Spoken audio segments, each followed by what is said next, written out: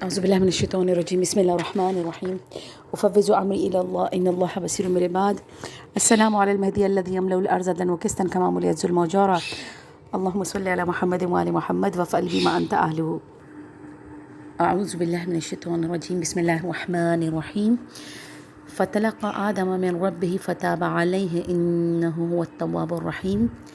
پھر آدم نے پروردگار سے کلمات کی تعلیم حاصل کی اور ان کی برکت سے خدا نے ان کی توبہ کو قبول فرمایا. بے شک وہ توبہ قبول کرنے والا اور مہربان ہے. آج ہمارے اس موضوع کا جو ہماری 4 ہفتے سے چل رہا ہے سورہ بقرہ کی آیت نمبر 37 کے موضوع کے چوتھا حصہ کہ اس آیت پر اگر کوئی عمل کرے گا تو اخروی فوائد کیا ہیں. توبہ، آپ سوچئے رسول خدا صلی اللہ علیہ وآلہ وسلم نے ارشاد فرمایا کہ خداوند اپنے گناہگار کی توبہ پر اس سے کہیں زیادہ خوش ہوتا ہے جتنا ایک عقیم عورت بچہ پیدا کرنے پر خوش ہوتی ہے. اچھا، یہ مثالیں 3 دیے گئی ہیں اس حدیث میں. ایک، اگر کوئی عقیم بانجھ کو کہتے ہیں، عقیم ایسے کو کہتے ہیں جو بچہ پیدا کرنے کی صلاحیت نہیں رکھتا. اچھا، اگر کسی ایسی عورت کو پتہ چلے کہ وہ حمل سے ہے کہ جو عقیم ہو، یعنی جس میں بچہ پیدا کرنے کی صلاحیت، اب خواہش ہے کہ خدا مجھے اولاد عطا فرمائے، ٹھیک ہے، اور یہ بھی پتہ ہے کہ میں اولاد پیدا کرنے کی صلاحیت نہیں ہے. اب اس کو پتہ چلے کہ اللہ نے مجھے اولاد سے نوازا ہے، یعنی مجھ پر اللہ نے اتنا کرم کیا کہ ایک خصوصیت نہ ہونے کے باوجود اللہ نے مجھے ایک تحفہ عطا فرمایا ہے، تو اس عورت کی خوشی کا اندازہ کوئی لگا سکتا ہے. یا رسول خدا نے دوسری مثال دی کہ کسی کی بہت قیمتی کھوئی ہوئی چیز اچانک اسے نظر آ جائے اور اسے مل جائے. آپ سوچیے اگر کسی کی ہیرے کی انگوٹھی کھو گئی ہے اور وہ اچانک سے اسے مل جائے تو اس کی خوشی کا کیا عالم ہوگا. تیسری مثال رسول خدا فرماتے ہیں کہ کوئی پیاسا صحرا میں بھٹک رہا ہو اور اچانک سے، یعنی آپ سوچیے ایک انسان بہت شدت سے پیاسا ہے لیکن اور اب مثلا صحرا میں بھٹک رہا ہے، پانی موجود نہیں ہے، ایسی کنڈیشن میں کہ پیاسا ہے، صحرا ہے، موت قریب ہے، اسے اچانک سے پانی کا چشمہ نظر آ جائے. آپ سوچیے اس کی خوشی کا عالم، یعنی اس وقت آپ اسے نا دنیا کا سونا اور چاندی لا کے دے دیں گے نا، وہ اتنا خوش نہیں ہوگا جتنا پانی کو دیکھ کے وہ خوش ہوگا. کیوں؟ اس صحرا میں اس پانی سے زیادہ قیمتی چیز اس کے لیے کوئی دوسری ہو ہی نہیں سکتی ہے. اچھا، ایک عورت جو عقیم ہے، بچے کی شدید خواہش ہے، بچے کی پیدائش سے زیادہ بڑی خوشخبری اس کے لیے ہو ہی نہیں سکتی ہے. رسول خدا بیان فرماتے ہیں خدا اپنے گناہگار بندے کی توبہ پر اس سے کہیں زیادہ خوش ہوتا ہے جتنا ایک عقیم عورت بچے کی پیدائش پر خوش ہوتی ہے. کسی کھویا ہوا سامان اسے اچانک سے مل جائے وہ اس پہ خوش ہوتا ہے، یا کسی شدت سے پیاسے کو صحرا میں چشمہ نظر آ جائے اس سے کہیں زیادہ خوش خدا گناہگار بندے کی توبہ پر پلٹنے پر ہوتا ہے. سوچئے کبھی ہم خود سے اتنی محبت کرتے ہیں؟ کبھی ہم نے خود سے اتنی محبت کی ہے جتنا رب کریم کی ذات ہم سے کرتی ہے؟ کس کے پلٹنے پہ خوش ہو رہا ہے؟ کس کی واپسی پہ خوش ہو رہا ہے؟ جس نے گناہ کرتے وقت اپنے اوپر ستم کیا تھا، جس نے گناہ کرتے وقت خود پر ظلم کیا تھا، خدا اس کے پلٹنے پر اتنا زیادہ خوش ہو رہا ہے. اگر وہ ہمارے پلٹنے کا انتظار نہ کر رہا ہوتا نا، کبھی دریا اہل بیت ہم کو نہیں دیتا. کائنات کی سب سے بڑی نعمت جس کو دیتے ہوئے اس نے کہا تمام تو نعمت تھی، وہ اس نے ہم کو وسیلے کے طور پہ دے دیا کہ دیکھو اگر تمہاری کمی ہوگی نا تم ان کے ذریعے سے پوری کر لینا، لیکن آنا ضرور. آپ دیکھیں گناہ جب ہم کرتے ہیں نا، پہلا اثر کیا ہوتا ہے؟ اخروی اثرات. نامہ اعمال انسان کا سیاہ ہو جاتا ہے. آپ دیکھیے ملائکہ لکھ رہے ہیں نا، اس کا نامہ اعمال سیاہ ہو جاتا ہے. خدا فرشتے سے کہتا ہے 7 گھنٹے تک نہیں لکھنا، شاید توبہ کر کے پلٹ جائے. اچھا، کئی گھنٹے گزر گئے، اس نے توبہ نہیں کیا، اب فرشتے نے لکھ لیا، اب کیا ہے؟ مولا فرماتا ہے التوبہ تجب ما قبلہا. توبہ انسان کے گزشتہ اعمالوں کو ختم کر دیتی ہے، اور خاص طور پہ اگر وہ توبہ انسان کو در اہل بیت سے ملے، یعنی در اہل بیت سے وہ اپنے گناہوں کی معافی مانگے، فرشتے مٹا دیتے ہیں. کس طریقے سے مٹاتے ہیں؟ آپ دیکھیے وہ انداز کیا ہے مٹانے. چھٹے امام حدیث قدسی بیان فرما رہے ہیں، میرے مولا ارشاد فرماتے ہیں کہ جب میرا بندہ گناہ کا مرتکب ہوتا ہے پھر گناہ سے منہ موڑ لیتا ہے اور در اہل بیت کے ذریعے سے میرے پاس واپس آتا ہے اور توبہ کر لیتا ہے اور اپنے اس گناہ کو یاد کر کے نہ شرمندہ ہوتا ہے، تو میں اسے معاف کر دیتا ہوں اور ساتھ کرامن کاتبین کو بھی بلا دیتا ہوں. یعنی در اہل بیت سے اس کو فوراً سے احساس ہو گیا، اس ذریعے سے آیا ہے میرے پاس، تو اب اہل بیت کے ذریعے سے آیا ہے نا، کرامن کاتبین کے ذہن سے فراموش کر دیتا ہوں کہ اس نے کوئی گناہ کیا ہے، اور پلس کس دروازے سے آیا ہے، حرمت اس دروازے کی ہے. فرمایا کرامن کاتبین کو بھی بھلا دیتا ہوں اور اس کے گناہ نیکی میں تبدیل کر دیتا ہوں. اچھا اب تبدیل ہو گئے، کیا ہوا؟ کہتے ہیں روز محشر. اچھا اب بعض اوقات یہ ہوتا ہے کہ کرامن کاتبین انسان کے گناہوں کو لکھ لیتے ہیں کیونکہ اس نے توبہ نہیں کیا. اب وہ بندہ در اہل بیت سے گیا، اس نے خدا سے توبہ کی، خدا نے اس کے نام اعمال کو وہاں سے مٹا کے نیکیوں میں بدل دیا. ٹھیک ہے، اب نیکیوں میں بدل گئے. اب مولا ایک اور یعنی ایک سین ہے جو ہمیں دکھا رہے ہیں. کیا فرماتے ہیں کہ اب یہ شخص، اس کا نامہ اعمال فرشتوں نے لکھ دیا تھا کہ اس نے گناہ کیا ہے، اس نے توبہ کی، خدا نے کرامن کاتبین کو بھی بلا دیا، پلس اس کے گناہ جو ہے نا وہ نیکیوں میں بدل دیے. اب روز محشر کا مولا ایک اور سین بتا رہے ہیں. وہ سین کیا ہے؟ اب مولا فرما رہے ہیں کہ روز محشر ہوگا، لوح محفوظ پر گناہ گاروں کے گناہ لکھے ہوئے ہوں گے. اب فرشتے جب وہ خدا کی بارگاہ میں پیش کریں گے نا، لیکن فرشتے دیکھیں گے گناہوں کی وجہ پر نیکیاں ہی نیکیاں لکھی ہوئی ہیں. اب فرشتے فوراً سے سجدے میں گر جائیں گے اور کہیں گے خدایا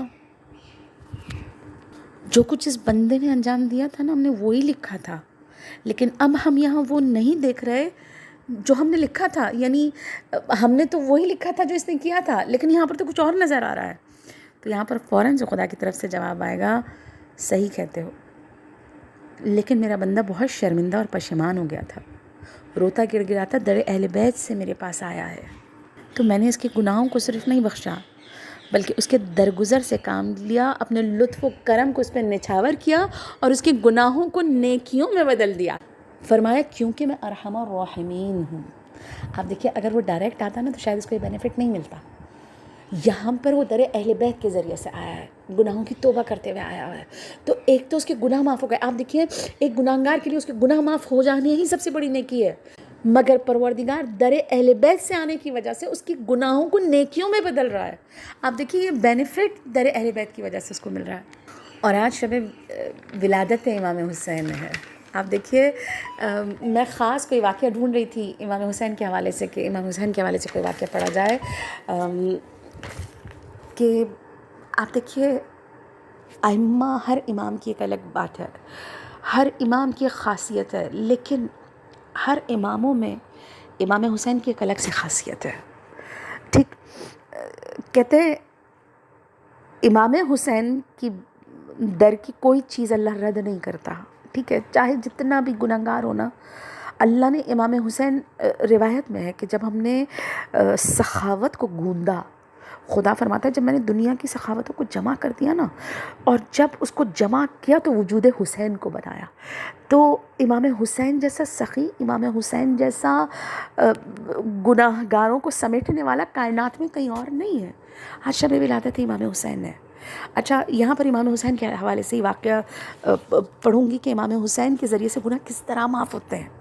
اچھا آپ سب اربعین پہ جاتے ہیں نا، اربعین پہ آپ دیکھیں ایک عجیب ماحول ہوتا ہے، ایک عجیب لوگوں کا بس نہیں چل رہا ہوتا کہ آپ کو زبردستی کھلائیں، آپ کو زبردستی بٹھا کے آپ کی خدمت کریں. اچھا پوری دنیا میں لوگ لینے کے لیے منتیں کر رہے ہوتے ہیں، واحد در امام حسین ہے، اربعین ہے کہ جہاں لوگ دینے کے لیے آپ کی منتیں کر رہے ہوتے ہیں، جہاں لوگ آپ کی خدمت کے لیے آپ کی منتیں کر رہے ہوتے ہیں، جہاں خدمت گزار زیادہ ہوں اور کروانے والے کروڑوں کے باوجود کم ہونا، تو وہ در امام حسین ہے. اسی طرح اربعین پہ کہتے ہیں کچھ زائرین گئے، دیکھا بہت لوگ خدمتیں کر رہے ہیں. اچھا ایک بوڑھا دیکھا، ایک ایک کی منت کر رہے ہیں، میرے گھر چلو میرے گھر چلو. اچھا کچھ زائرین تھے، انہوں نے دیکھا کہ یہ بوڑھا سبوں کی بہت منت کر رہا ہے. اچھا جب ان کو دیکھا، ان کے پاس بھی آیا اور بڑی منت کرنے لگا. کہا میں زیادہ نہیں، بس تھوڑی دیر میرے گھر بیٹھو اور میرے سفرے پہ کھانے کھا لو، میں بس میرا مولا حسین خوش ہو جائیں کہ میں نے آپ لوگوں کو سفرے پہ. کہتے ہیں بہت جلدی میں ہونے کے باوجود بھی، لیکن یہ اس انداز میں منت کر رہا تھا، میں منع نہیں ہوا. ہمیں زائر کے گھر گئے، کا تھوڑا سا ٹریک سے آگے اس کا گھر تھا، پورا اس کا قبیلہ تھا. کہا ہم جب کمرے میں بیٹھے اس نے ہم کو بٹھایا. اچھا ہم سے ہمارا سامان لیا، فوراً سے مشین لگا کے ہمارے کپڑے بھی دھونے کے لیے اس نے ڈال دیے. کہا ابھی ہم استراحت کے لیے کمرے میں بیٹھے، ہم نے دیکھا کمرے میں ایک تصویر لگی ہوئی ہے. اچھا تصویر کیا ہے؟ اس تصویر میں ایک قبر ہے، قبر کے پاس ایک تابوت ہے، کل تصویر یہی ہے. کہا ہم حیران ہو گئے. عموماً راستے میں ہم نے جتنی تصویریں دیکھی ہیں یا تغرے لگے ہوئے ہوتے ہیں، امام حسین کی کوئی شبیہ لگی ہوئی ہے، زیارت کی کوئی تصویر لگی ہوئی ہے، یا یعنی اسی ٹائپ کی تصویریں ہوتی ہیں نا، آئمہ کے بینر جسے تغرے کہا جاتا ہے. کہا یہ تمام چیزیں، لیکن ایک عجیب سی تصویر پورے دیوار پر، صرف ایک تصویر، اور اس دیوار پر تصویر کے اندر ایک قبر کے باہر ایک تابوت. کہا ہم حیرت سے اس کو دیکھنے لگے. کہا کچھ دیر بعد وہ بوڑھا آیا، سفرہ لگانے لگا. ہم نے کہا یہ تصویر کیا ہے؟ یعنی ہم تو ذہن میں یہ تھا کہ بھائی کوئی تغرا لگا ہوگا کوئی، لیکن یہ عجیب سی تصویر لگی ہوئی ہے، ہمیں اس کی ڈیٹیل بتاؤ. اس نے کہا اچھا پہلے آپ کھانا کھا لیں پھر میں اس کی ڈیٹیل کی تفصیل. کہا ایک تجسس اور بڑھنے لگا، یہ کیوں ابھی نہیں بتا رہا؟ کہا نہیں، میں چاہتا ہوں پہلے آپ کھانا کھائیں، اس کے بعد میں اس کی ڈیٹیل آپ کو بتاؤں گا. کہا ہم نے کھانا کھایا. جب کھانا کھا لیا پھر وہ تجسس اس دیوار کی طرف لے گئے، اور ہم اس دیوار کو دیکھ کے کہنے لگے اچھا اب اس کی تفصیل بتاؤ. کہتے ہیں وہ بوڑھا کہتا ہے یہ میری قبر ہے اور یہ تابوت میرا ہے. کہا کیا مطلب؟ یعنی تم تو زندہ کھڑے ہوئے ہو. کہا میں جو ہوں نا امام حسین کی تفضل کی ایک تفسیر ہوں، تفضل کی ایک تصویر ہوں، کہ مجھے آپ دیکھ رہے ہیں نا، میں امام حسین کے احسانوں کا ایک شاکار ہوں، کہ میرے مولا نے مجھ پہ جو احسان کیے ہیں. کہا یہ تصویر بھی میری ہے، یہ قبر بھی میری ہے. کہا کیا ہوا تھا؟ کہا میں آپ، یہ میرا پورا قبیلہ ہے، یہ اطراف میں جتنے لوگ گھر ہیں یہ سب میرے قبیلے کے ہیں. آپ کسی سے بھی پوچھ لیں، کسی سے بھی پوچھ لیں کہ میرا ماضی کیا ہے، اس میں سے سب لوگ آپ کو بتائیں گے کہ مجھ سے بدتر شخص کوئی دوسرا نہیں تھا. یعنی کوئی گناہ ایسا نہیں تھا جو میں نے کیا نہ ہو، جو میں نے انجام نہ دیا ہو، اور بغیر شرمندگی. کہا میرے ماں باپ نہیں تھے، میرے بہن بھائی نہیں تھے، میں اکلوتا تھا. میرے ماں باپ کا انتقال بری صحبت اس طرح میں ہو گیا کہ کوئی برا فعل نہیں تھا جو میں نے انجام نہ دیا. کہا 40 پہ جب میں نے دیکھا نا اتنے لوگ آ رہے ہیں، اور ہمارا قبیلہ جو ہے وہ اس کے قریب بھی تھا، میں نے سوچا جب لوگ زائرین سو جاتے ہیں نا میں ان کا موبائل چراؤں گا. اور میں اسی ارادے سے میں گیا. کہا جیسی میں اپنے قبیلے کے ایک اسٹال پہ کھڑا ہوا نا جہاں چائے اور قہوہ بن رہا تھا. کہا جب میں نے قہوہ جیسی اٹھایا نا، اس میں ایک نوجوان نے مجھے پہچان لیا، اور وہ میرے پاس دوڑتا ہوا. کہا تمہیں شرم نہیں آتی ہے؟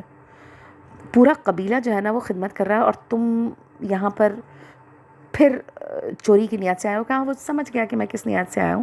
کہا اس نے مجھ سے کہا کہ یہ چائے زائرین امام کے لیے، تمہارے لیے نہیں ہے.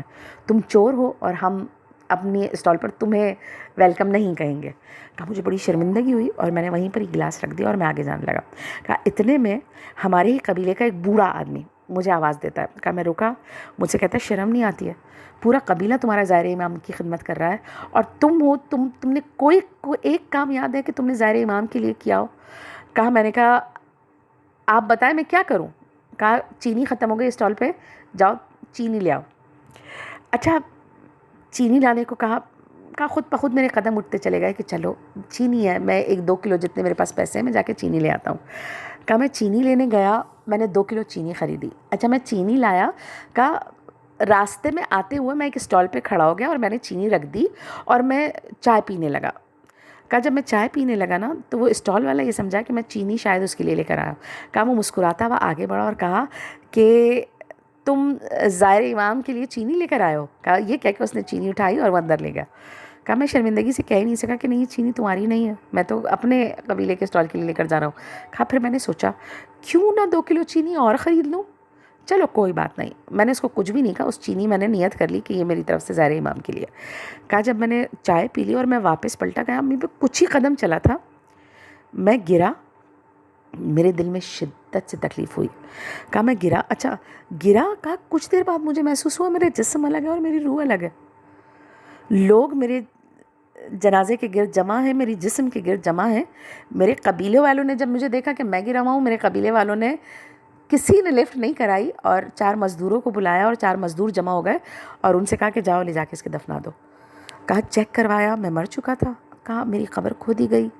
کہا قبر جب کھودی گئی نا میں نے دیکھا میری قبر کے سرانے نا عذاب کے فرشتے کھڑے ہوئے، اور میں دور میرا جنازہ جتنا قریب جا رہا ہے نا میں اتنا میرا دل حلق میں آ رہا ہے کہ اب یہ فرشتے مجھے ماریں گے، اب یہ فرشتے مجھے پیٹیں گے، کیونکہ جیسے جیسے میں قریب جا رہا ہوں فرشتے مجھے غیظ و غضب سے دیکھ رہے ہیں. کہا اسی دوران میں نے دیکھا پیچھے سے کوئی آواز آئی، بہت شفیق آواز، بہت شفیق آواز، اور وہ شفیق آواز کہتی ہے میرے زائر کو، میرے دوست کو نہ ڈراؤ، کہا اتنے میں فرشتوں نے دیکھا اور کہا السلام علیکم یا ابا عبداللہ. کہا اچھا میں پہچان گیا امام حسین ہے. کہا ایک دم فرشتے آگے بڑھ کے کہتے مولا آپ کا دوست؟ مولا اس کے نامہ اعمال میں کوئی نیکی نہیں ہے. مولا اس کے نامہ اعمال میں آپ کا کوئی رنگ موجود نہیں اور آپ کہتے ہیں میرا دوست؟ کہا جو میرے زائروں کو میری طرف سے چینی لا کے دے کیا وہ میرا دوست نہیں ہوگا؟ امام نے کہا اس چینی کے دانوں کے برابر نا اس کے نامہ اعمال میں گناہ مٹانا شروع کر دو. کہا پوری 2 کلو چینی ختم ہو گئی، نامہ اعمال ختم نہیں ہوا. امام کہتے ہیں یہ 2 کلو چینی اور لے لو. کہتے ہیں مولا انہوں نے تو چینی خریدی نہیں تھی. کہا نہیں خریدی نہیں تھی، 2 کلو کا ارادہ کیا تھا، تو وہ چینی بھی چونکہ اس نے ارادہ کر لیا نا تو وہ کاؤنٹ ہو گئی. تو اب فرشتے اس کو کاؤنٹ کرنے لگے، وہ چینی بھی ختم ہو گئی لیکن میرے گناہ نہیں ختم ہوئے. کہا ملائکہ کہتے ہیں مولا ہم نے نہیں کہا تھا بہت گناہ گار ہے، چینی ختم ہو گئی ہے لیکن اس کے گناہ ختم نہیں ہوئے. کہا مولا شفقت سے میری طرف دیکھتے ہیں اور میری طرف پلٹ کے مجھ سے کہتے ہیں جاؤ واپس چلے جاؤ، میں خدا سے تمہارے حق میں دعا کرتا ہوں اور سنو اس دفعہ مجھے شرمندہ نہ کرانا، حور بن کے واپس آنا.